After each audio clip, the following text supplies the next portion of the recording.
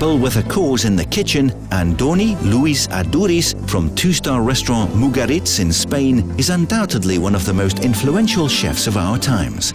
Throughout his career, he has prioritized both culinary evolution and an interdisciplinary approach.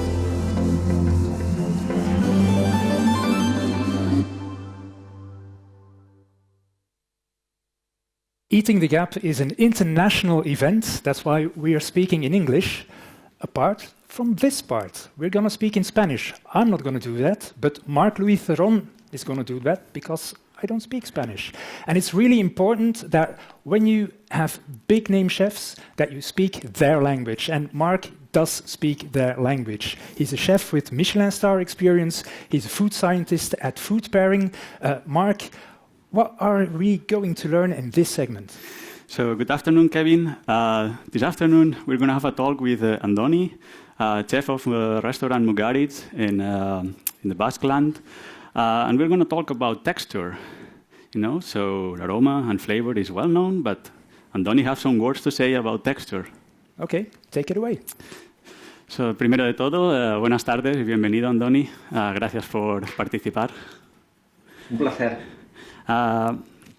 Sabemos que Mugaritz tiene fama de crear elaboraciones complejas que tienen ese punto de juego con el comensal, que pretenden dar un mensaje, hacer reflexionar al comensal, a veces jugando en el límite. Y hoy tenemos algunos ejemplos de lo que llamáis podredumbres nobles. Y es un plato, una elaboración que cuando salió causó mucho interés, mucho impacto, mucho revuelo. ¿Qué mensaje queréis transmitir desde el restaurante con elaboraciones como esta? Bueno, en realidad los mensajes son varios, ¿no? Los mensajes son varios. El primero es que hay un ejercicio de refundación. Pensamos que hay un ejercicio de refundación de nuestra relación con los sentidos, ¿no? Si echamos la vista atrás, nos vamos a dar cuenta que, en primera instancia, la sensorialidad en el ámbito humano del pensamiento siempre se entendió como una debilidad. Según fue avanzando el mundo y en el nicho específico de la gastronomía, siempre se habló y siempre se ha subrayado, y a día de hoy se sigue levantando un poco la bandera, ¿no? El lema de que el sabor es lo primero, el sabor es lo importante. Nosotros llevamos mucho tiempo diciendo, parece que de alguna forma, cuando esto se señala, se subraya y se coloca en negrita, se grita, parece que el resto de los sentidos están un poco supeditados al sabor. Uh-huh. Y quizá el sabor más importante son las texturas. Es decir, en Mugaritz el sabor más importante son las texturas. ¿Por qué es esto? El mundo de la industria alimentaria, en ese juego de espejos, de reflejos, de capacidad de replicar como si fuera el reflejo de la realidad, uh-huh, ha conseguido que todos los aromas del planeta sean capaces de reproducirlos. Uh-huh. Hay 5 veces más productos con sabor a fresa en el mundo que cultivo de fresas, que producción de fresas. Llegamos hasta un punto donde el bucle es de tal manera que están apareciendo ya variedades de fresa que igualan el sabor al aroma de fresa que tú has reconocido desde niño, en chicles, en pastas de dientes, en yogures, en lácteos.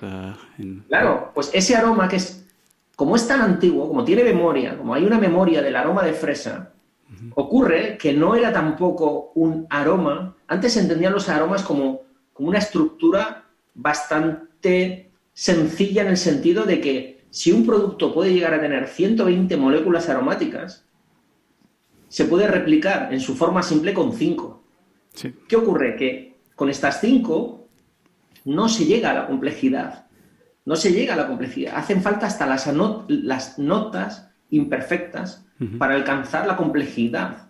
Las sombras son necesarias para apoyar el concepto de la luz. Sí. Las notas imperfectas en los sabores, que pueden ser desde fermentos hasta notas más marginales, le dan belleza a toda la estructura de un sabor. Claro. Pues ocurre que esto no se simplificó y entonces se hacían aromas bastante sencillos. Ocurre que se puede dar la circunstancia de que la gente que en su vida se ha comido un coco tenga el aroma de coco a través de un champú. No. Pero está matizado, muy matizado. Ahora el problema es que has conseguido que cientos de millones de personas que no han comido un coco en su vida identifiquen el coco a un aroma muy determinado. No. Los productores de coco o fresa o tomate están obligados a hacer variedades nuevas que aproximen, que finjan el aroma que un montón de consumidores lo han asociado a ese producto. Cierto. Todo eso está. Todo eso es interesante. Es muy interesante. Hay una sociología de los sentidos. Pero ¿qué ocurre? Las texturas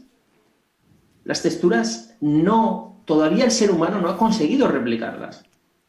La textura de un rodaballo, la melosidad que tienes en las cabezas de algunos pescados, los crujientes que encuentras en las estructuras vegetales. Todo eso no somos capaces de replicarlo. Las fibras que incluso encontramos en la carne de un cangrejo, por mucho que el surimi trate de aproximarse, todavía hay distancia. Claro, sí, sí. Y no solo la textura, sino la combinación de texturas. Claro. Que es la que... Y ahora vayamos al siguiente concepto, a la siguiente idea. Una textura, una monotextura, es decir, si tuviéramos que elegir una textura, podría ser una textura de puré, una textura de gelatina, una textura de helado, lo que queramos. Y nosotros la dotamos en pequeñas porciones de todos los sabores que queramos, hay un momento que colapsa. Es decir, la textura colapsa, es capaz de colapsarte a pesar de que los aromas le vayan dando cuerpo, le vayan dando espíritu a esa textura. ¿Con esto qué queremos decir? Es mucho más enriquecedor tener una colección de texturas casi sin sabor y sin aroma que tener aromas y sabores en una textura homogénea. Cierto, cierto. Después muchas veces en las elaboraciones, en la cocina, buscamos no solo jugar con el sabor, sino jugar con la multitextura en una misma elaboración, para ir dando elementos que puedan ir jugando no solo con el sabor, sino que te van transmitiendo diferentes capas de sabor y textura que hacen que el plato evolucione a lo largo del minuto, 2 minutos, 3 minutos que tardes en comértelo. Mira, el siguiente paso sería entender que lo que es la sal al sabor es la temperatura a las texturas. Es decir, cuando tiene rango de importancia al mismo nivel que la sal, la temperatura, consigues que las texturas se expresen, te den su mejor versión. Claro, sí, sí. Y esto es muy importante y normalmente no pasa como también en un segundo plano. Normalmente está en un segundo plano. Sí, normalmente la gente no va a comerse un plato por la textura, ¿no? Podríamos decir. Y es un error, porque te ocupa... Mira, ocurre lo siguiente. El mundo está envejeciendo y esto es buena señal. El mundo envejece porque tenemos más longevidad, porque hemos conseguido que tanto la medicina como el estilo de vida prolongue la vida, ¿no? Bueno, en teoría. Y entonces esa vida que se prolonga está dando con un mundo, por ejemplo Europa, mucho más envejecido, ¿no? Cierto. Algunas zonas de Asia también. Según te vas haciendo mayor, pierdes interés por la comida. Lo único que queda para recuperar ese interés, una de las cosas, de los filtros los que tú te enganchas, es a través de las texturas. Paradójicamente, mucha gente mayor tiene unas texturas en blanco y negro. Si me permitís la metáfora, les estamos dando purés. Y lo que tenemos que conseguir es que la gente tenga la posibilidad de comer en colores, con todo el color que las posibilidades de textura te dan. Unas, como pasa con los sabores, son de cultura. En algunos casos, las texturas son culturales. Por ejemplo, en el País Vasco hay una tendencia bastante importante, bastante señalada a esa diversidad de texturas. Tenemos productos casi que rozan lo insípido, pero que son sobre todo textura. Un ejemplo es las angulas, el guisante lágrima, las shishas. Me comentan. Very, very interesting stuff. We have a video question by Joanna. Let's have a look at that. Sí, vamos a ver la pregunta de la influencer. Create dishes with amazing textures in a non-professional setting, so at home. ¿Entendiste? La pregunta es cómo podemos trasladar un poco en casa esta visión de las texturas que tú estás comentando, cómo podemos ensalzar este juego de texturas en casa para gente que no tiene el bagaje o los utensilios que pueden tener en un restaurante. A los niños les decimos que una buena nutrición desde el punto de vista de la salud es comer de colores, comer colores. Los niños tienen que comer colores. Entonces, tú tienes que comer cosas de color verde, cosas de comer de color rojo, de color naranja. Cuantos más colores tengas en tu dieta, más saludable va a ser tu dieta. Cierto. Ahora, desde el punto de vista hedónico, desde el punto de vista cultural, hedónico, cultural, cuanto más paleta de texturas seamos capaces de integrar en nuestra dieta, más culturas del mundo vamos a hacer las familiares, más opciones hedónicas vamos a encontrar. Okay, Mark. Simplemente, es decir, esfuérzate por encontrar todas las texturas posibles en la boca.